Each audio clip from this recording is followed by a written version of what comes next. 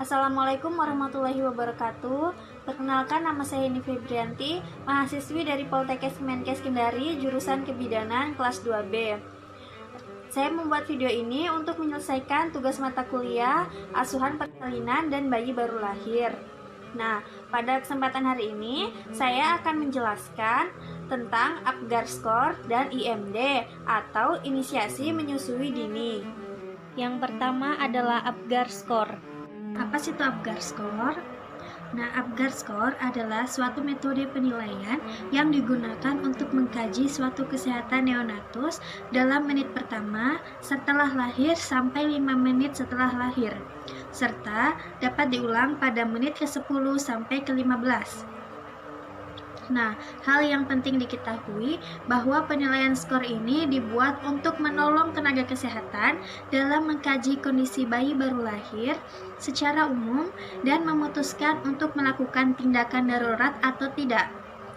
Penilaian ini bukan sebagai prediksi terhadap kesehatan bayi atau inteligensi bayi di masa mendatang. Beberapa bayi dapat mencapai angka 10 dan tidak jarang bayi yang sehat mempunyai skor yang lebih rendah dari biasanya, terutama pada menit pertama saat bayi baru lahir. Sampai saat ini, skor Apgar masih tetap digunakan karena selain ketepatannya, juga karena cara penerapannya yang sederhana, cepat, dan ringkas. Dan yang terpenting dalam penentukan skor Apgar ini adalah untuk menentukan bayi tersebut akpisia atau tidak. Selanjutnya, cara penilaian Apgar. Yang pertama adalah appearance atau warna kulit. Bernilai 0 jika kulit bayi tampak pucat, dan bernilai 1 jika kulit bayi tampak kemerahan, dan diberi nilai 2 jika warna kulit seluruh tubuh bayi tampak kemerahan. Nah, lalu yang kedua yaitu pulse atau denyut jantung.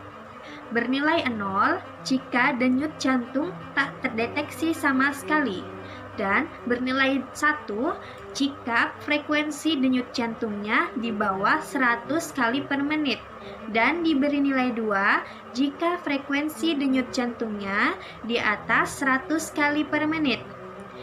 Yang ketiga yaitu Grimace atau respon refleks. Ketika selang suction dimasukkan ke dalam lubang hidung bayi, akan terlihat bagaimana reaksi bayi. Bernilai 0 jika bayi tidak ada respon terhadap stimulasi, bernilai 1 jika bayi nampak menyeringai, dan bernilai 2 jika bayi menangis. Yang keempat yaitu activity atau tonus otot. Bernilai 0 jika bayi tidak ada gerakan, dan bernilai 1 jika ada sedikit, dan bernilai 2 jika ekstremitas si bayi selalu bergerak aktif. Yang kelima yaitu respiration atau pernapasan. Diberi nilai 0 jika bayi yang lahir tanpa tangis.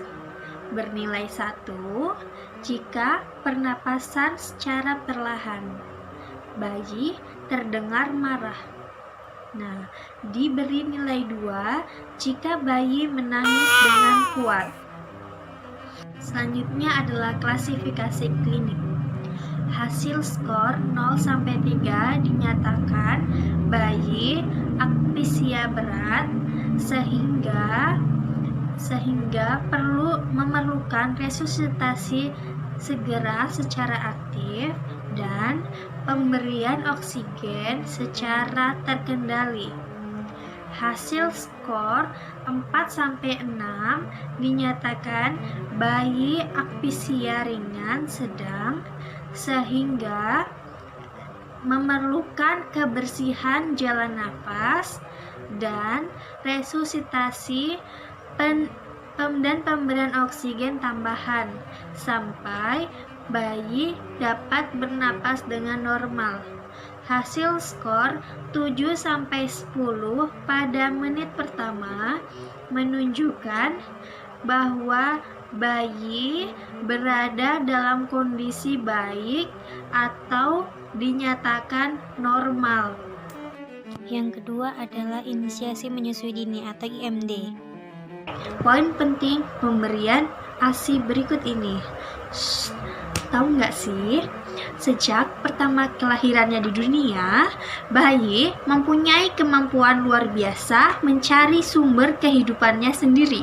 Yang ia butuhkan hanya kontak kulit dengan ibunya sesegera mungkin setelah lahir, minimal selama 1 jam. Ini biasa dikenal sebagai inisiasi menyusui dini atau IMD. Nah, faktanya tujuan IMD nggak cuma menyukseskan pemberian ASI eksklusif, tapi menyelamatkan nyawa bayi usia di bawah 28 hari. IMD bukan berarti menjejalkan bayi ke puting payudara ibu ya. Kalau itu sih namanya IMD Express.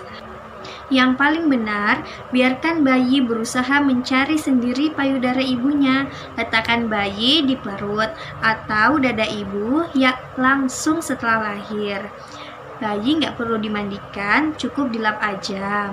Terus nggak perlu dibedung juga, karena kulit ibu setelah melahirkan dapat menyesuaikan dengan suhu yang dibutuhkan bayinya. Jadi bayi akan tetap hangat dan nyaman di pelukan sang ibu.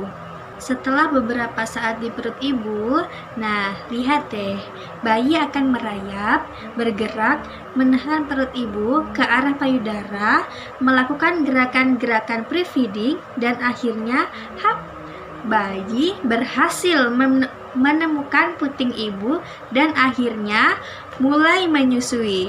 Saat perjalanan menemukan puting sang ibu, bayi merayap sambil menjilati kulit ibunya. Di sini, bayi akan menelan bakteri baik dari kulit ibu.